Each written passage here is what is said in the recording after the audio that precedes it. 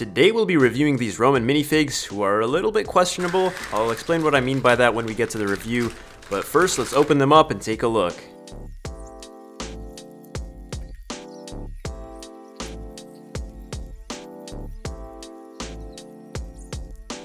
Alright, so I have a total of 12 of these Roman minifigs. They are all identical except for their weapons, which there are 3 different types, and their facial expressions are also slightly different. Taking a closer look at the minifigs, you can see that they have the face mask helmets, which is super unique, though I can't say that it's historically accurate. Most of the Roman face helmets I've seen are more smooth and have a different design. To me, these look more like some Eastern face helmets or even Cuman helmets, which had similar properties with the facial hair. They do have a plume, but it is only printed on one side, so it's left gray in the back. I could definitely see myself modifying this helmet and adjusting it so that it looks more like a Cuban helmet instead. I also really like their shields. I think proportionally they're definitely one of the best we've seen in LEGO. I'm interested to see if I can actually recreate some Roman formations using these shields. You can see that the shield itself is black with the front side being printed on, and then on the back here you can see that the handle is actually positioned below the middle of the shield. So this is something that just had to be done so that the shield comes up to the minifig's face, which just looks awesome. Now again, I love the proportions of this shield. You can see in this image that the shield fully protects the minifig, which you don't see very often because LEGO tends to undersize their shields, and I don't understand why. One thing I wanted to mention is that these Roman shields were known as the scutum shields, and they actually had more of a curvature to them, and this was done to protect the user's sides a little more. A curved surface would mean that the attacker's weapon would slip off to the side and result in a far less of an impact to the Roman soldier. Another thing I was able to infer was that getting into a formation like, say, the testudo would have been much easier and faster, as the shield's curvature naturally aligns with the shield of the person in front of you. That way you would have the shield slightly overlapping, which would in turn sort of lock them in place, creating a stronger and more effective formation. You can also take the handle off entirely, and it will be compatible with any other LEGO sticks, though stud attachments won't work since it's a very loose fit. In the beginning of the video I mentioned that these Roman minifigs were a little bit questionable, and this right here is why. As you just saw, they are sort of able to move their hips and pivot their torsos independently from the legs.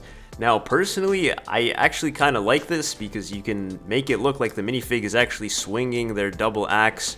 There are also many more poses that you can explore. I could see this being useful in stop motion because any extra articulation is always welcome. This obviously means they don't use the traditional minifig legs, though their legs are compatible with any regular torso. This design also makes them slightly taller than regular minifigs, but it's not too noticeable. I'll leave it up to you guys to decide whether you like this feature or not, but to me, I like having some variety with my minifigs, so it's definitely a welcome one. They also come with black waist capes, which are a hard plastic mold, so they aren't flexible, though they still do allow for a reasonable amount of articulation on the minifig's legs.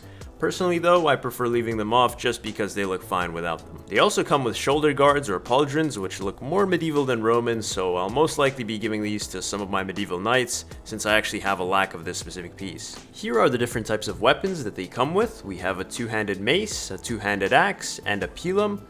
We get 4 of each, and they come in those plastic holders, so you have to manually twist them out. They look just fine. I just wish the pilo was longer and that they were in a metallic color. Now let's take a look at the minifig's printing, and this is where the minifig really lacks. You'll notice that it's only printed on the front side, so there's no side, arm, or back printing. The printing quality is not the best. The other minifigs I've reviewed on the channel are better when it comes to the print quality, but you can totally give them armor to try and counteract that lack of detail.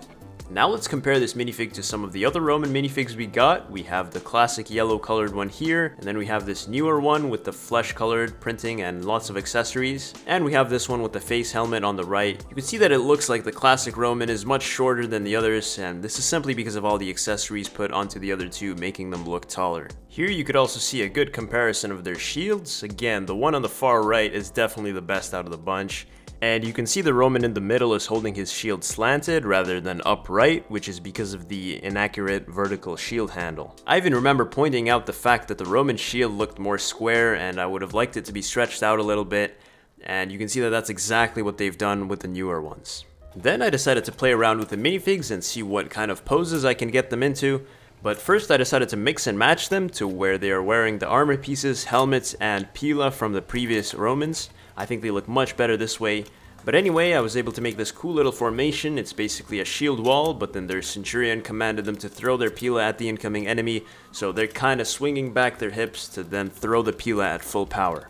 And this actually makes sense. When you think about it, you really had to swing your pilum back in order to give it a sufficient amount of force, which is a range of motion that traditional minifigs just can't recreate. But putting them all in a formation like this looks epic, to the point where you can imagine what would happen next. A volley of pila would be launched at the enemy.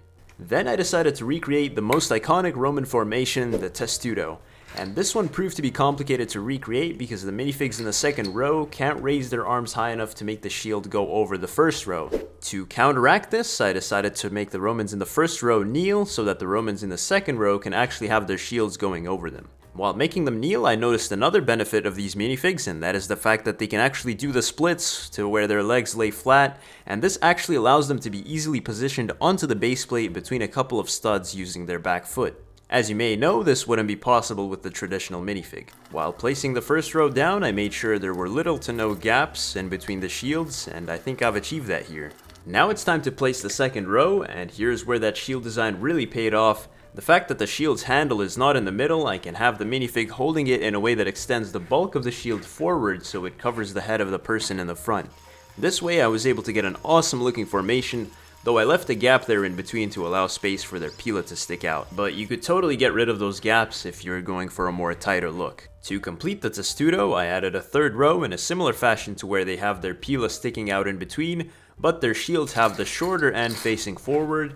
So there it is. I think this is the closest we can get to a testudo formation in LEGO. I'd love to see how this formation would look like with a whole army of minifigs.